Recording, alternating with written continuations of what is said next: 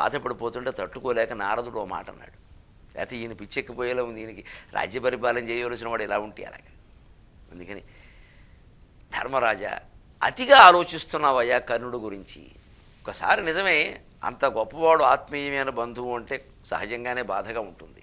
కానీ నీకున్నంత ఆత్మీయత ఆయనకి లేదయ్యా. ఎప్పుడూ మీలో ఎవరి అభ్యుదయాన్ని గురించి ఎప్పుడూ ఆనందంగా మా దగ్గర ఎవరి దగ్గర ఎప్పుడూ మాట్లాడలేదు ఆయన. అర్జునుడి పరాక్రమానికి ఎప్పుడూ అసూయ పడుతూనే ఉన్నాడు, భీముడిని రకరకాలుగా తిడుతూనే ఉన్నాడు, ద్రౌపదీదేవిని సరేసరి మీరే విన్నారు. చివరికి నకులుడు చినుక్కి మధ్యలో అశ్వం నడుపుతాట అని ఒక్కసారి ఎప్పుడో ప్రస్తావన మాత్రంగా నేనంటే నడిపేర్లేండి, పెద్ద విషయాలు ఇవన్నీ గారడీలని చెప్తున్నారు ఇక్కడ అన్నాడు నాతోటి.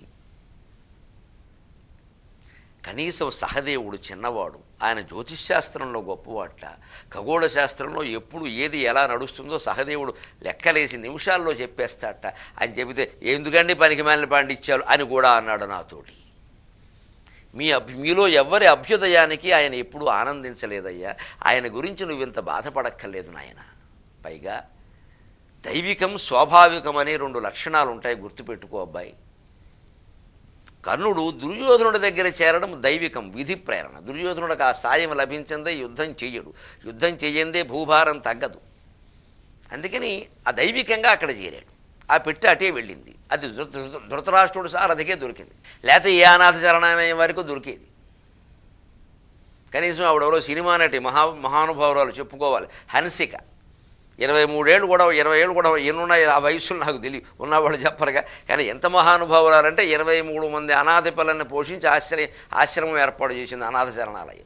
23 మందిని, 23 ఏళ్ళ అమ్మాయి వయస్సు ఉందో లేదో తెలియదు, యోగ్యురాలు, పరమయోగ్యురాలు. నిజంగా అటువంటి వాళ్ళు వృద్ధిలోకి రావాలని మనం కోరుకోవాలి. హన్సిక ఉంటే ఆ సినిమా ఎలా ఉన్నా సరే మనం అంతా వెళ్ళి చూడాలి. ఎందుకంటే ఆవిడ తీసుకున్న ప్రతి రూపాయి అనాథల కోసం వినియోగం అవుతుంది. అలాగే హన్సిక ఉండే శరణాలయానికైనా వెళ్ళేవాడు ఈ కర్ణుడు. ధృతరాష్ట్రుడు సారథి దగ్గరికి ఎందుకంటే అది దైవికం. ఆయన దుర్యోధనుడి పక్షంలో చేరడం దైవికం అయ్యా. కానీ మిమ్మల్ని అందరినీ ద్వేషించడం స్వాభావికం, కావాలని చేశాడు, స్వభావం అది. అటువంటి వాడిని నువ్వు ప్రేమిస్తావేమిటి? సరిగ్గా ఈ మాటలు ఔచిత్యం గమని. ఇంతవరకు నారదుడు ఎప్పుడు ఎందుకు ప్రస్తావన మాత్రంగా పరోక్షంగానైనా చెప్పాలా కర్ణుడికి మీ మీదంత ద్వేషం ఉంది, ఇప్పుడు ఎందుకు చెబుతున్నాడు? ఈ స్థితిలో ఉన్నవాడితో మాట్లాడాల్సిన విధానం అదే, మనమైనా నేర్చుకో. పైగా ఏమిటయ్యా కర్ణుడి గురించి అంత గొప్పగా చెప్పుకుంటున్నావు? ఈయన మీలాగే ద్రోణాచార్యుడి దగ్గర విద్య నేర్చుకున్నాడు కదా. నిజమే, కర్ణుడు కూడా ద్రోణాచార్యుడు శిష్యుడే, నేర్చుకున్నాడు, విద్య నేర్చుకున్నాడు కదా. ఆయన ఒక్కసారి ఏం చేశాడో తెలుసు, ద్రోణాచార్యుడు బ్రహ్మాస్త్రం చెప్పమని అడిగాడు. బ్రహ్మాస్త్రాన్ని అర్జునుడికి చెప్పారు, అశ్వత్థామకి చెప్పారు. బ్రహ్మాస్త్రం నాకు ఉపదేశించమని అడిగాడు. వెంటనే ద్రోణాచార్యుడు చెప్పాడు, బ్రహ్మాస్త్రం వేద విద్యాధ్యయన సంపన్నుడైన బ్రాహ్మణుడికైనా చెప్పాలి, లేదు మహత్తర తపశ్శాలి అయిన క్షత్రియపుత్రుడికైనా చెప్పాలి. నువ్వు బ్రాహ్మణుడు కాదు, నువ్వు పోనీ ఏదో సోతపుత్రుడు కాకపోయినా దుర్యోధనుడు స్నేహం వల్ల క్షత్రియుడు అనుకుని నీకు చెబుదామంటే అంత తపస్సు నీకు లేదు, నువ్వు ఖచ్చితంగా దీన్ని దుర్వినియోగం చేస్తావు, నీకు నేను చెప్పను అన్నాడు. అందుకని ద్రోణాచార్యుడి మీద కక్ష గట్టి ద్రోణుడు ఎప్పుడూ ద్రోణుడి గురించి గౌరవంగా మాట్లాడలేదు, అవమానించడం తప్ప. అశ్వత్థామకి కర్ణుడికి శత్రుత్వంలో ఇది ప్రధానమైన గొడవ, ద్రోణాచార్యులను అవమానించడం. ఆ పేరు మీద బ్రాహ్మణ గొడవ తెచ్చాడు, మొత్తం కులవంతా ఎదురు తిరిగే పరిస్థితి కల్పించాడు. అటువంటి వాడయ్యా కర్ణుడి గురించి నువ్వేమనుకోకల్లా. పైగా ఇక్కడి నుంచి కక్షతో, కోపంతో, పట్టుదలతో భార్గవుడి దగ్గరికి వెళ్ళాడు, పరశురాముడి దగ్గరికి. అక్కడ పోనీ ఏమైనా నిజాయితీగా ఉన్నాడా? అక్కడ కులం పేరు అబద్ధం చెప్పాడు. పైగా మామూలు అబద్ధం బ్రాహ్మణుణ్ణి అనడం కాదు, నేను భార్గవ గోత్రీకుణ్ణి అన్నాడు. అంటే వాళ్ళ గోత్రమే కల్పిస్తే భృగువంశ గోత్రం మాది భృగు మహర్షి వంశమే అని చెప్పేశాడు. ఆయన నమ్మేశాడు.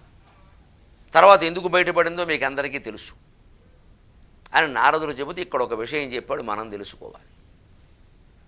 పరశురాముడు నిద్రపోతుంటే కర్ణుడు తొడ మీద తలబెట్టుకుని కింద నుంచి ఓ పురుగు కుట్టిందని, ఆ పురుగు ఏదో వజ్ర పురుగని, అది భయంకరంగా కుట్టిందని, ఇంకా తొడ నుంచి అలా దుడిచేసిందని, నెత్తురు యువతల నుంచి అవతలకు వచ్చేసిందని, ఆ నెత్తురు కారణం అంత నెత్తురుని కర్ణుడు అలా తట్టుకున్నాడని, అప్పుడు ఆ నెమ్మదిగా ఆ నెత్తురు చెవులకు తగలడం వల్ల పరశురాముడికి మెలకు వచ్చిందని, ఆ లేచి ఇంతటి సహనం ఇంకెవరికి బ్రాహ్మణుడికి ఉండడానికి వీల్లేదు, మా వాళ్ళు నెత్తురు చూస్తే పరిగెడతారు, ఇది క్షత్రియపుత్రుడు నువ్వు నన్ను మోసం చేశామని పరశురాముడు శపించాడని లోకంలో కథ ప్రచారంలో ఉంది. ఈ కథలో వచ్చిన దోషం లేదు, ఇది వాస్తవమే. ఇది మూల భారతంలో కూడా. కానీ ఇందులో పెద్ద దుష్ప్రచారం ఏమిటి అంటే ఆ పురుగు ఇంద్రుడని, ఇంద్రుడు మారువేషంలో వచ్చి కావాలని చేశాడు. ఒక్క మన కవచకుండలాల విషయంలోనే ఇంద్రుడు బ్రాహ్మణ వేషంలో వచ్చి చేశాడు. అన్నీ ఇంద్రుడు చేయలేదు. ఇంద్రుడి మీద లేని నేరాలు ఆరోపించకూడదు, తప్పు. ఈ పురుగు రాక్షసుడు పూర్వజన్మలో. అలర్కుడు వాడి పేరు, ఒక క్రిమిగా వచ్చాడు. వాడి పేరు అలర్కుడు, స్పష్టంగా భారతంలో ఉంది. తెలుగు భారతంలో అళక అనేదో ఉంది పేరు, అదే అలర్క అళకాయి, అది రాక్షసుడు. పైగా పరశురాముడు ఇలా లేవగానే ఆ పురుక్కేసి ఒక్కసారి ఇలా చూడగానే దాని గంధర్వ రూపం వచ్చింది. వచ్చి వాడు నమస్కారం చేసి, అయ్యా మీ వల్ల నేను గంధర్వుణ్ణి అయ్యాను అని ఏదో వాడు పూర్వజన్మ వృత్తాంతం కూడా చెబుతాడు. మంచిది, వాడు రాక్షసుడు, అది గంధర్వుడు రాక్షసుడు అయ్యాడు. ఆ రాక్షస జన్మతి తర్వాత ఇంకా గంధర్వ జన్మకి వెళ్ళాడు. నేను పూర్వజన్మలో వాడిని నేను ఇలా పురుగయ్యానని చెప్పాను. గంధర్వుడు రాక్షసుడు పురుగు ఈయనున్నాయి, వాడి పేరు అలర్కు. అంచేది ఇంద్రుడికి ఈ వ్యవహారంతో సంబంధం లేదు. ఏదో ఒక తప్పు జరిగింది కదా అని 20 తప్పులు వారి మీద తోసేయకూడదు. ఈ కథ లోకంలో అన్నీ ఇంద్రుడే చేసాడు, ఏం చేయలేదు ఆయన. ఇది ఆయన చేయలే, ఒక రాక్షసుడు వ్యవహారం. అందుకోసం ఇక్కడ ప్రత్యేకించి చెబుతున్నాను ఈ విషయం.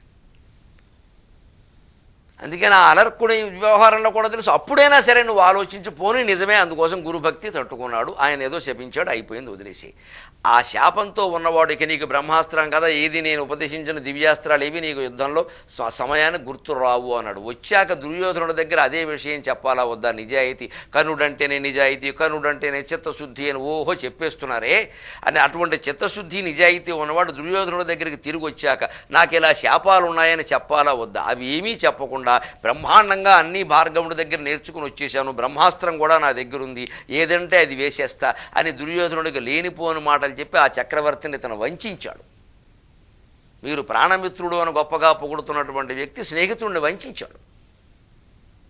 అంటే ధర్మం విషయంలోనే కాదు, ధర్మపక్షం వహించకపోవడం విషయంలోనే కాదు, కనీసం దుర్యోధనుడి పట్ల ఉండే స్నేహం విషయంలో కూడా కర్ణుడిని శంకించవలసిన పరిస్థితులు కొన్ని ఉన్నాయి. అంచేత నువ్వు ఊరికే కంగారు పడిపోయి బాధపడిపోకయ్యా, అంత గొప్పవాడు ఏమీ కాదు, బాధపడవలసిన విషయం బాధపడమే అనుకో. మీ దగ్గరికి వచ్చినా అంత జరిగి ఉండేది ఏం కాదు, అక్కడ అది జరగలేదు. జరగని నిర్ణయాలన్నీ జరిగితే బాగుండు అనుకోవడం, అలా జరగకపోవడానికి కించిత్ మాత్ర కారణం ఎవరయ్యారో వారిని పట్టుకుని దూషించడం, ఎందుకు వచ్చిన వ్యవహారాలు ఇవన్నీ? నేను ప్రస్తుతం చేయవలసిందేవో ఆ తర్పణాలు విడిచిపెట్టారు, ఆ పని ఏదో ఆ పని చేసేయండి, మళ్ళీ వచ్చేది మాసికం. దానికి ఏ ఆశ్రమంలో పెట్టాలో లెక్క చూసుకోండి, బ్రాహ్మణాశ్రమం క్షత్రియాశ్రమం, దానికి గారెలు ఉండాలో కారపు గారెలు ఉండాలో ఏర్పాటు చేసుకోండి. ఏమిటి వచ్చిన గొడవ ఇది? ఊరికే అయిపోయినవన్నీ ఊరికే చర్విత చర్వణం, ఊరికే పిసిగిన కొద్దీ పిసకడం, పిండి పిసకడం, ఏం ఉపయోగం ఇది? రొట్టెకి పనికిరాదా పిండి అని. ఈ ఘట్టం ద్వారా మనకి చేస్తున్న ఉపదేశం ఏమిటంటే జారిపోయిన అవకాశాల గురించి, అమ్మేసినటువంటి పొలాల గురించి, అమ్మేసిన స్థలాల గురించి, చనిపోయిన వాళ్ళ గురించి, ఇలాగ వదిలేసిన ఉద్యోగాల గురించి, ఈ అమ్మేసిన స్థలాలు ఇప్పుడు వాటి పెరిగిన రేట్ల గురించి అనవసరంగా చర్చించుకుంటూ ఉంటామే. ఇది శుద్ధ అనవసరమైన పని, గ్రహింతురుగాక. సెలవు. మీ అభిప్రాయాలను సూచనలను మాకు తెలియచేయాల్సిన చిరునామా భక్తి TV, care of Rachana television private limited, road number 92, Jubilee hills, Hyderabad 5,96,000. మా ఈమెయిల్ ఐడి bhaktihyd@gmail.com. మా వెబ్సైట్ www.bhaktitv.in. Phone number 9010222333.